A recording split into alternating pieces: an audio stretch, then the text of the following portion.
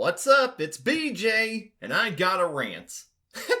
Great job, America. This guy. You chose this guy to be president again, because he sure as hell didn't fuck up enough the first time. Did everyone just wake up with goldfish memory in 2021? Did they forget how we couldn't buy toilet paper? We went stir crazy, stuck in our houses? Cops were choking people to death? People want to believe Donnie Diapers didn't just completely botch up the pandemic response, but I remember, I was there. I wasn't sitting at home thinking about it. I was up to my knees in grocery shoppers, shopping all over me, mouths blazing, shooting their germs every which way, fighting for my life just to keep the store stocked, while you all were sitting at home smoking dope, playing video games all day, collecting unemployment checks. Oh! Oh! So yeah, I could tear a new belly button into the worst prison in history, but he surrounded himself with a whole cabal of casualty clowns who each take turns nosediving into Trump's asshole. It's time to give his gang of unqualified quacks a taste of their own medicine.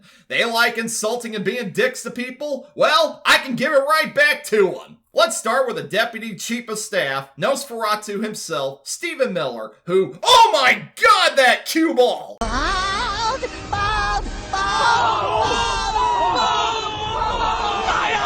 So anyway, this guy is the son of immigrants who hates immigrants, but only the immigrants that aren't the skin color he likes. He's a veteran of the first Trump admin, and he's only got more white supremacists since. It's where all of his hair went, after all. Constantly tearing it out because he's hearing Spanish being spoken too much in public. He also got cucked by Elon Musk and gave him a black eye over it, but he's such a little toothpick, it was more mauve than it was black. Next we have the head of Health and Human Services, Robert F. Kennedy Jr. Unfortunately, the wrong RFK was shot in 1968. Jr. got some exposure in the early 2020s when he was running for president as an independent, but when Trump realized that he was stealing some of his smarter voters, he gave a bribe, paid off Jr.'s legal bills, and soon dropped out of the race, endorsed Trump, and got a job in his administration. Jr. is a health quack who is against vaccines, food dyes, oils, and basically all scientific advancement we've made in the last 100 years. He's cutting funding for disease research, firing scientists, and helping to make America healthy again by causing Steak and Shake to use beef fat to make their french fries, and cut out food dyes from Fruit Loops. You're still eating fried fat and spoonfuls of sugar, but at least we got rid of those pesky oils and dyes. It's crazy how many people see this guy as some health guru when he sounds like he's gasping for breath whenever he talks, and he got a brain worm from drinking unpasteurized milk. Totally sounds like a guy I can trust monitoring my health with wearables. Yeah, I don't care if he works out. I'm not taking health and food advice from a guy who eats roadkill! The only thing that he's an expert in is causing his wives to hang themselves from all the women and little girls he's molested. My plane rides with Jeffrey Epstein, I took 2 plane rides with him. Next up, we have the Transportation Secretary, Shawn Duffy, who was perfect for the job because he is best known for showing his junk on the real world. Since this guy has taken over, we've seen an increase in plane crashes because he thinks being an air traffic controller is a job that can be done understaffed. He also takes time out of his busy schedule every day to go on Fox News and bitch about how afraid he is of subways. Wah. I'm from butthole nowhere, Illinois. I had no problem using the subways when I was in New York. Hell, I was saying why the hell other cities don't have transportation like this. Apparently, the subways are a dangerous place where you could die, but I only got mugged twice. Jokes aside, I just love hearing these so-called alpha males turn into whiny little bitches the second they gotta step foot in a big city. If a redneck like me can make it through a city just fine, what's your excuse? Don't be a pussy! Oh, as a wrestling fan, I can't wait to talk about this next one. So, who better to head the Department of Education while currently being charged with sex trafficking than Linda McMahon? That's right, the one McMahon family member who couldn't talk for shit. You're fired!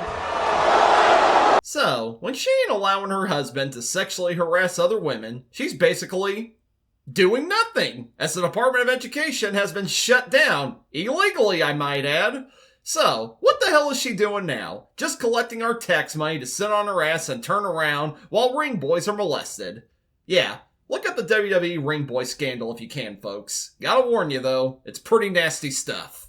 Speaking of pussy tough guys, the White House border czar Tom Holman, who looks like Pinhead from the Puppet Master movies, has recently admitted on live TV that he's okay with ICE racially profiling people for deportation. And here I thought woke culture was supposed to keep the racists off TV. Well, considering how many US citizens have been detained by ICE, it's clear this guy is another one of those boomers with sands in their vagina over too many brown people coming over here. Well, nobody's illegal on land that was stolen from natives, Tommy boy. Next up is Secretary of Commerce, Howard Nutlick.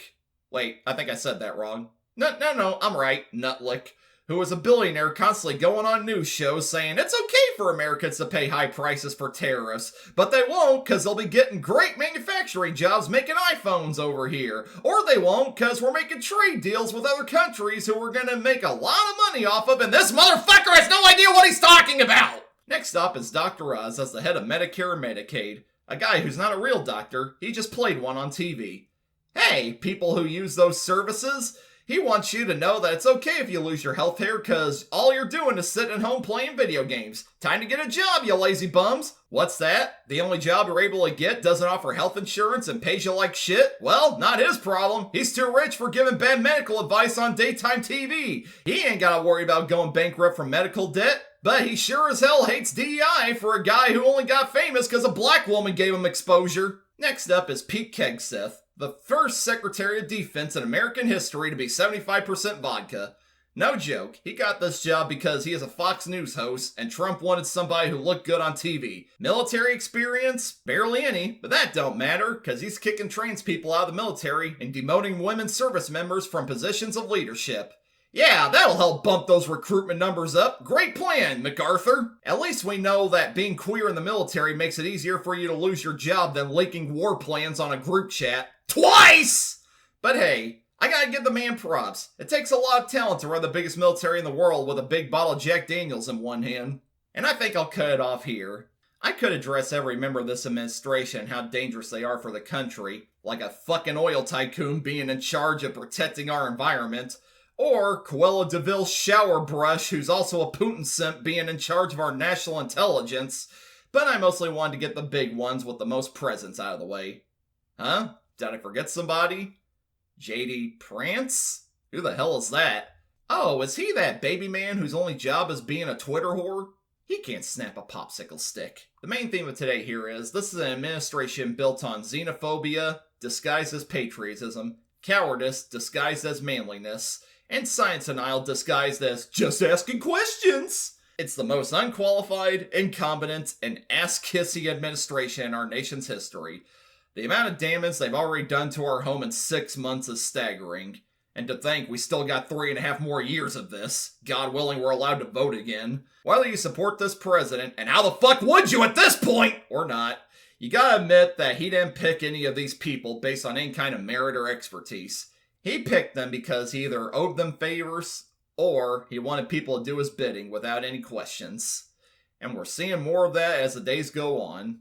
I'm hoping this circus doesn't turn into a catastrophe, but they can take our democracy and our freedom from my cold, dead hands.